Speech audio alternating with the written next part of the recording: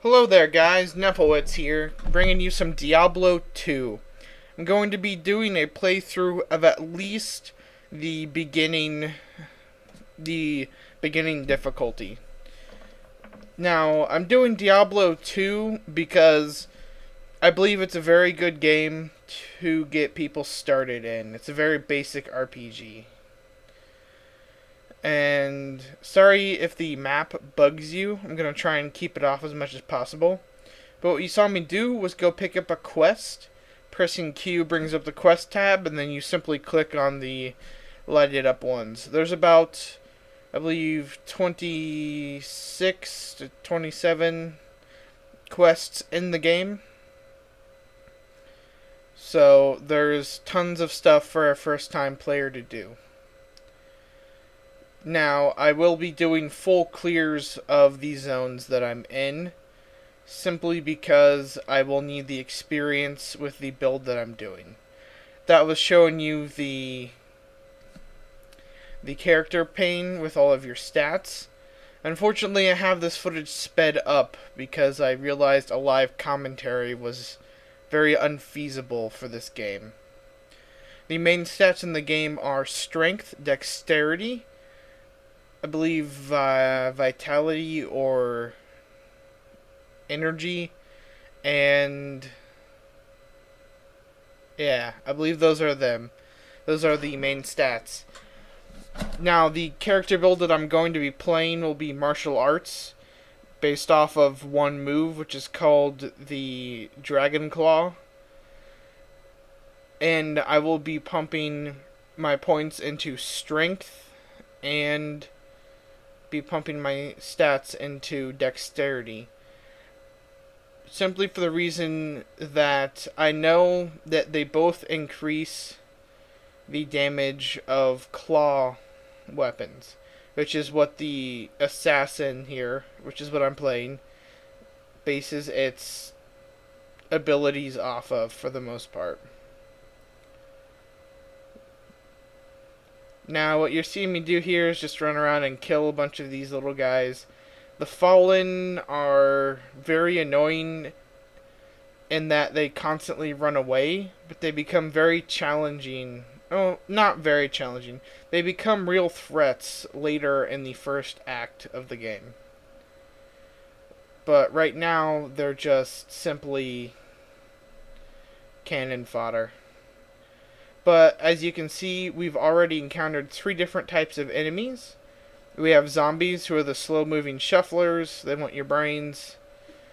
They want your flesh. The quill rats will shoot spines at you like a crossbow from afar. And when you become a higher level and enter the next difficulty, they actually, I believe, gain poison to those attacks and can hurt you quite a bit.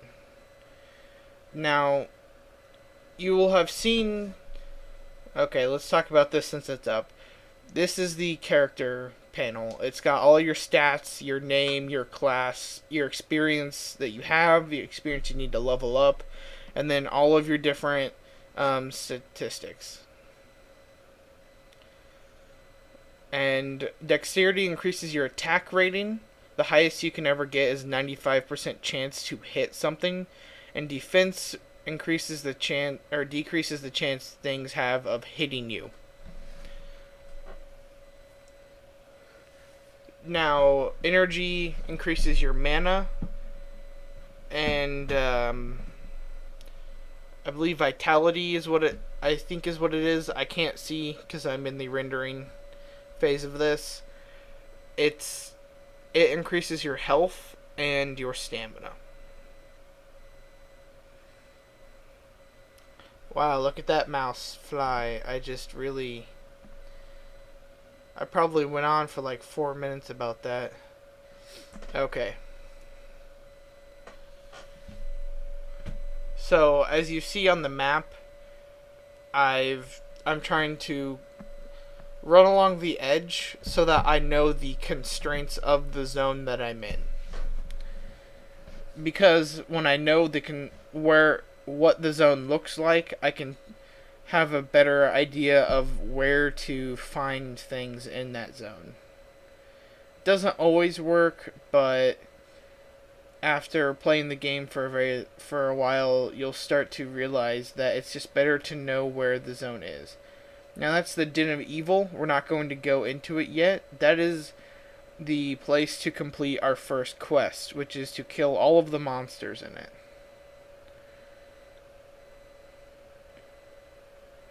That's Flavie right there. She'll tell you not to go there until you've already completed the first quest.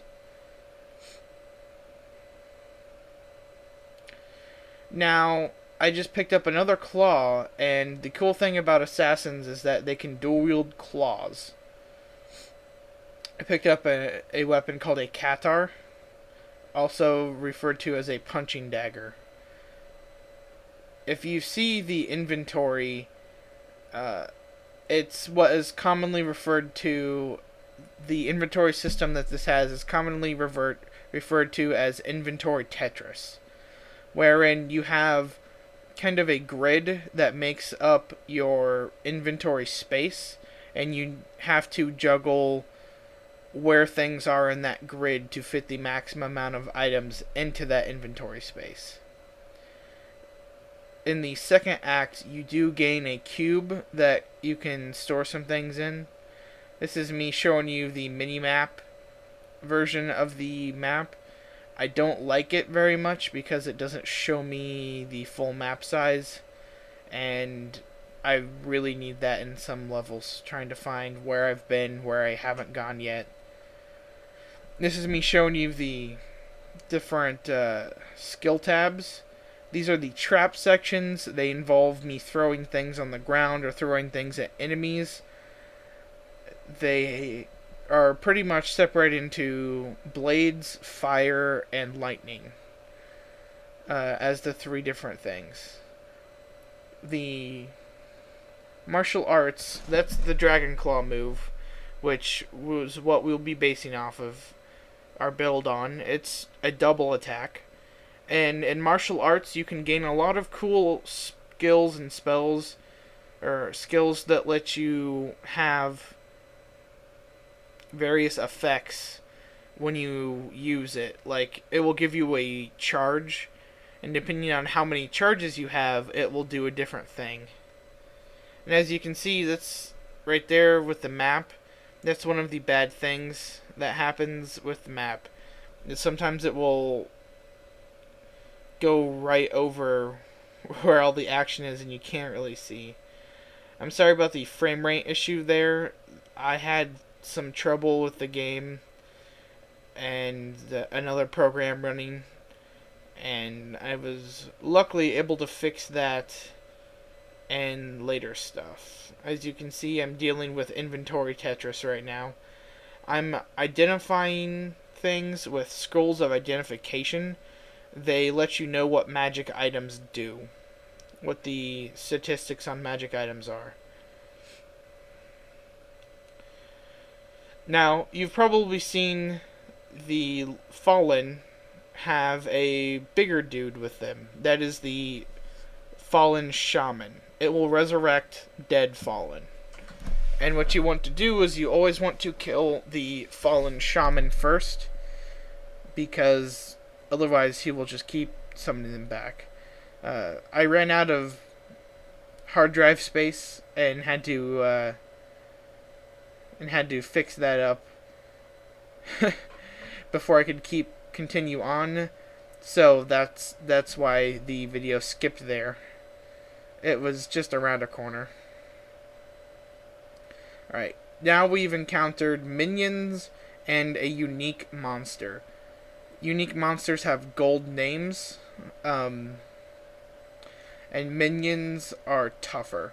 Unique monsters will almost always also be colored differently than the normal version of the monster that they come from. Now, that unique monster can be a very big pushover when he doesn't notice you. Because when he doesn't notice you, he just kind of shambles around and is like, "Hum-de-dum, I wonder what's going on over here." Alright, so I ran over to the next zone and decided to go back to town. Now after turning that in, I'm going to trade, get some more identification scrolls. This is, I believe, where I originally started talking about the inventory. Alright, here's our second quest, which is to go kill a traitor rogue named Bloodraven. She's been resurrecting dead people as zombies and skeletons, and that's why this area has been flooded with the undead. I also show you that you can talk to NPCs about generally anything that's going on right now.